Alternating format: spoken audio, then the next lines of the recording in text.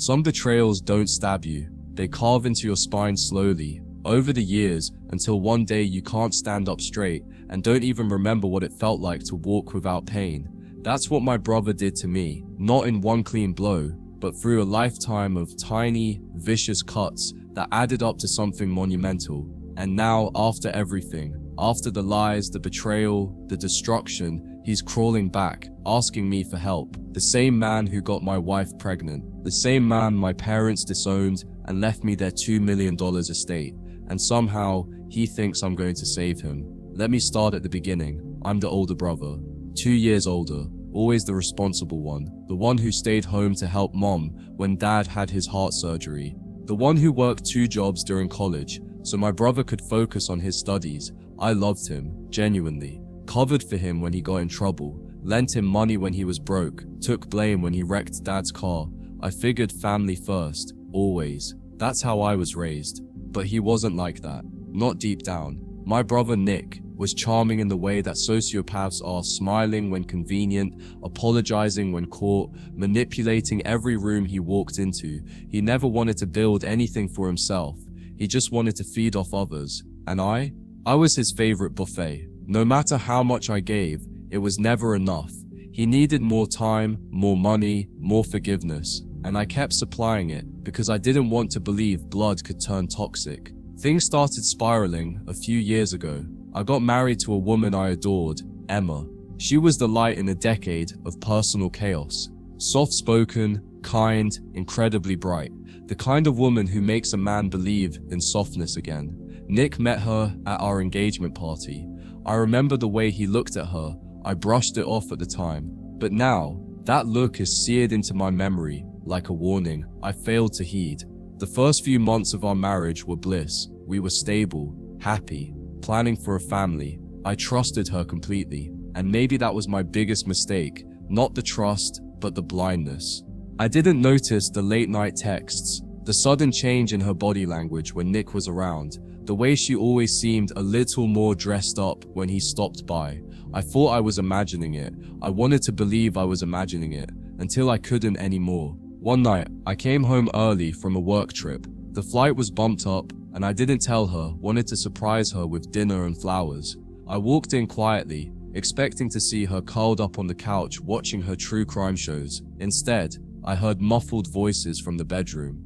Hers and Nick's. I don't remember the next few seconds. I just remember standing there like a statue, hearing the unmistakable rhythm of betrayal through the walls of my own home. When I opened that door and saw them, saw him with her in our bed, something inside me fractured.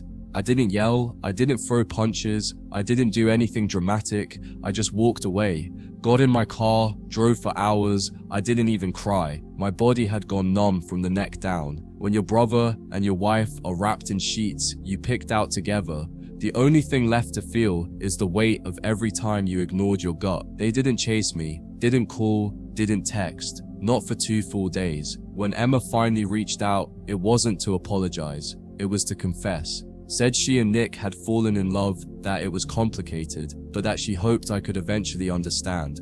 Understand what? That my brother had been worming his way into my life for decades and had now taken the last sacred thing I had? Understand that the 2 people I loved most had ripped the world out from under me for feelings. I filed for divorce the next week, made it clean. No screaming matches, no drawn-out fights, just paperwork, division of assets, and silence. She moved in with Nick. Didn't even wait a month, and as if the betrayal wasn't enough, a few months later I got the news that broke the last piece of me. She was pregnant with his child, the child that should have been mine. The future I had envisioned, stolen. In one cruel twist, they had turned my marriage into a blueprint for their affair. I told my parents everything. I expected them to be disappointed, maybe even blame me, but what I didn't expect was their fury. My father, the calmest man I've ever known, slammed his fist on the table when I told him. My mother sobbed for hours, said she couldn't believe Nick would do this,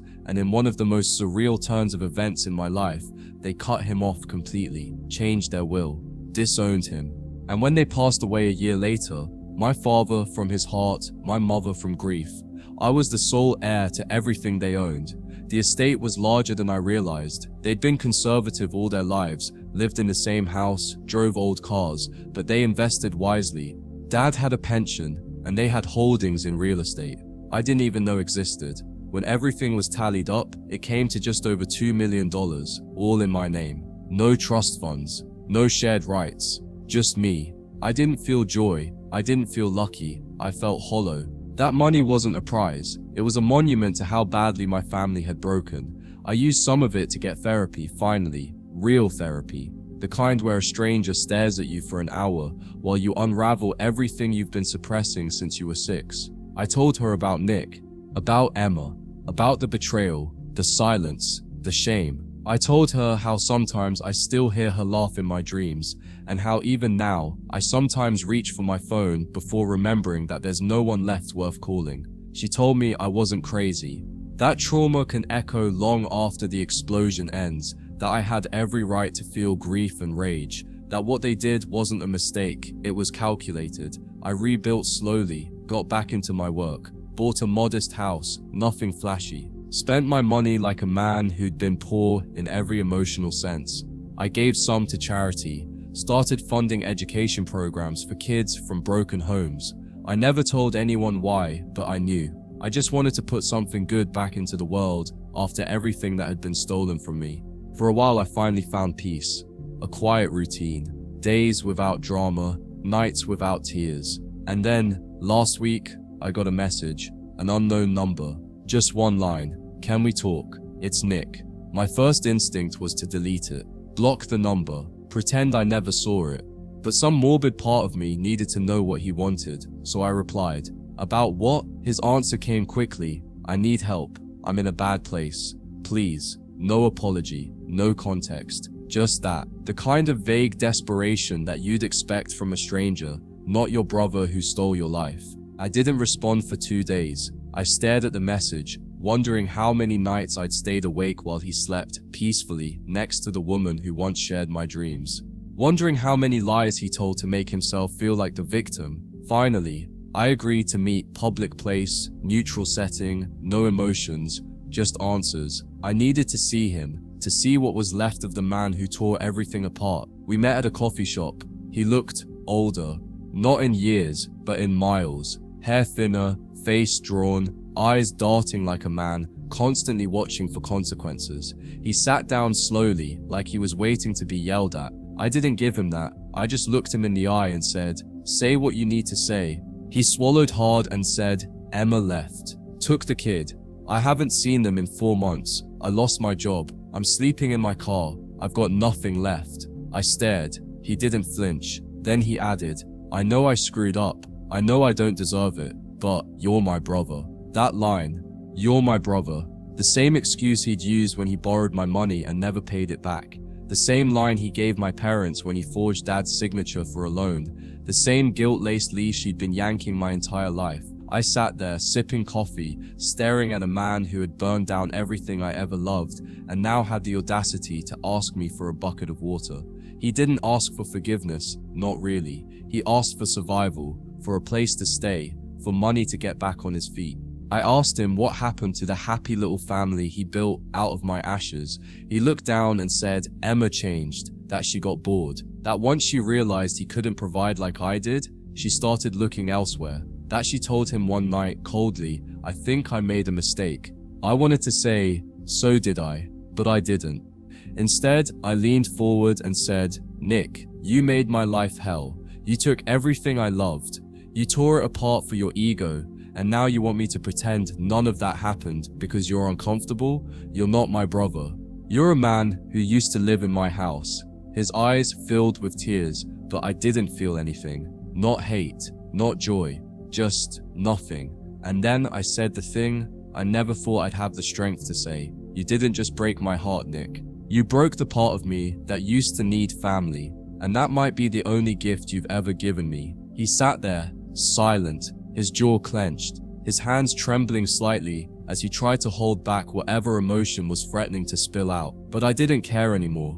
Not because I was cruel, but because I had finally, fully, and completely reached the end of what I could give this man. For years I had handed him everything. My trust, my patience, my forgiveness, and he used every single gift as a stepping stone to climb over me.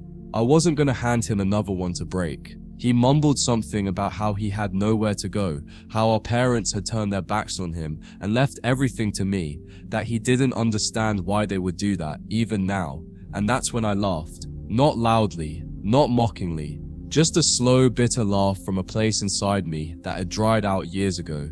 You still don't get it, I said. They didn't cut you off because of one mistake. They cut you off because they finally saw the pattern. The lifetime of using, lying, taking. You made yourself a stranger long before they signed that will. He tried guilt next, told me he was my only brother, said that family should be stronger than mistakes. I looked at him and said, Nick, you weren't just a mistake. You were a calculated, repeated betrayal. Family doesn't mean what you think it does. It's not a shield you can hide behind. It's something you earn through loyalty, respect, and sacrifice.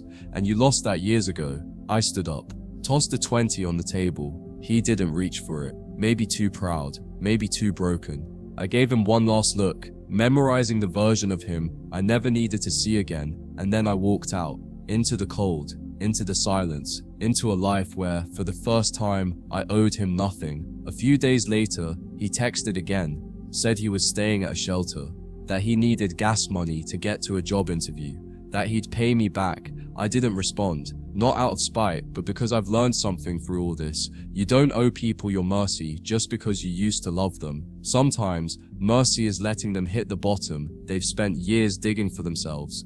Word got around, as it always does. Distant relatives started reaching out. Some wanted gossip, some wanted to mediate. I told them all the same thing. Nick chose his path, and I chose to stop following him into the wreckage. Most understood, some didn't. But I didn't care anymore. I wasn't interested in rewriting the story to make anyone comfortable. The truth was ugly, but it was mine, and I had survived it. Sometimes, when I lie awake at night, I wonder what that kid version of me would say. The one who used to idolize his younger brother, who covered for him, laughed with him, looked out for him. I think he'd be sad. I think he'd be confused. But I also think, deep down, he'd be proud. Proud that I stopped letting loyalty be a leash. Proud that I chose peace over legacy. Proud that I finally saved myself. As for Emma, I haven't heard from her in over a year. Not since she left Nick and disappeared with the child. Part of me still wonders if that child was ever really his. But that part of me is small now, quiet. I've built walls where she used to live inside my mind. I hope the kid has a better life than the people who made them, and that's where I leave that chapter. The money, I've used it wisely. Nothing flashy. Investments, community projects, therapy. I created something real with it. Not to flex, not to gloat, but because I wanted that inheritance to mean something other than we're sorry he turned out that way. It became my fuel to rebuild, not just my bank account, but my self-worth. My legacy will be measured in more than digits.